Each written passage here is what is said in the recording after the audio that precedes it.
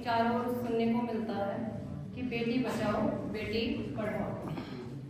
इस नारे की आवश्यकता क्यों पड़ी, ये जानना जरूरी है। जबकि प्राचीन काल से ही हम सुनते आ रहे हैं, यत्र नारीस्तु पूज्यन्ते रमन्ते तत्र देवता, अर्थात जहाँ नारियां पूजी जाती हैं वहाँ देवता निवास करते हैं, और जहाँ नारियां नहीं पूजी जाती या फिर जहाँ उनका सम्मान नहीं होता है वहाँ की सभी क्रियाएं विफल हो जाती हैं, असफल रहती हैं।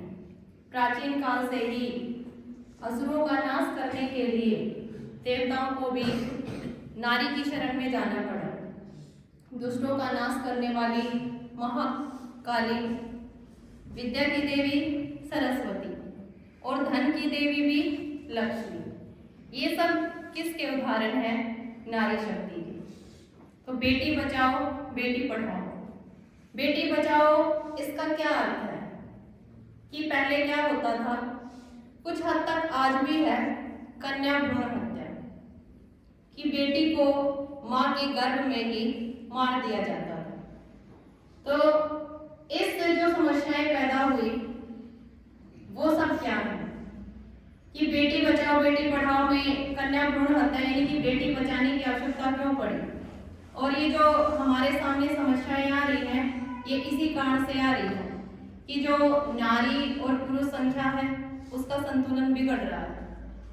और अगर देखा जाए, अगर ध्यान दिया जाए तो आजकल के जो माता पिता हैं उनको भी ये चुनौतीपूर्ण कार्य लगता है कि अगर हम बेटी की इज्जत की रक्षा नहीं कर पाए तो हमारा बेटी को जन्म देने का कोई फायदा नहीं है, कोई लाभ नहीं है।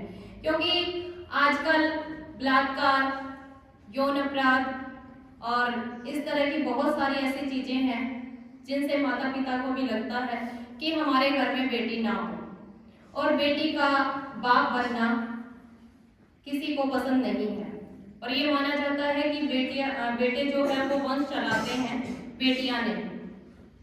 तो इसके लिए भारत सरकार ने भी बेटी बचाओ बेटी पढ़ाओ पे अब हम आते हैं।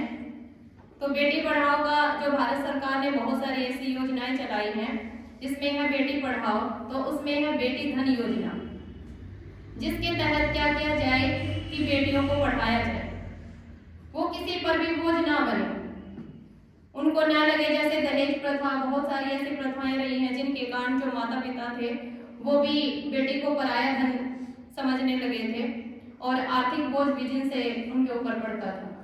तो अगर बेटियां पढ़ेंगी, अगर आज एक लड़की पढ़ती है तो कल वो एक शिक्षित माँ बनेगी।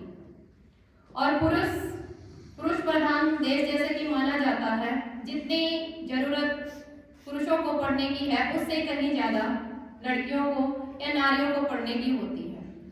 क्योंकि जो लड़की है वो आज पढ़ेगी, कल वो एक शिक्षित माँ बनेगी। और बच्चे जो हैं वो ज्यादातर अपने माँ के संपर्क में रहते हैं, और सबसे पहले जो गुरु होती है बच्चे की वो भी माँ ही होती है। और अगर लड़की पढ़ेगी तो वो आत्मनिर्भर बनेगी, स्वावलंबी बनेगी, और वो किसी पर बोझ नहीं बनेगी।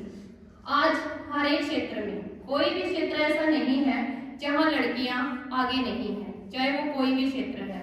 स्वतंत्रता आंदोलन में भी नारियों ने, हमारी लक्ष्मीबाई, झांसी की रानी, या फिर अंतरिक्ष क्षेत्र में बात करें कल्पना चावला, बहुत सारी ऐसी रही है, या स्वतंत्रता आंदोलन में जिन्होंने बढ़ चढ़कर भाग लिया। कोई भी क्षेत्र ऐसा नहीं है जहां नारियां किसी भी बात में आगे ना हो। तो बेटी बचाओ बेटी पढ़ाओ। अंत में मैं इतना ही कहना चाहूंगी, लड़की होना पाप नहीं है, लड़की होना पाप नहीं है, खानदान की इज्जत लड़की, खानदान की रौनक लड़की। फिर क्यों लड़की के पैदा होते पाप शर्मा जाता है, क्यों मुखड़ा कुंडा जाता है, क्यों मातम सा छा जाता है।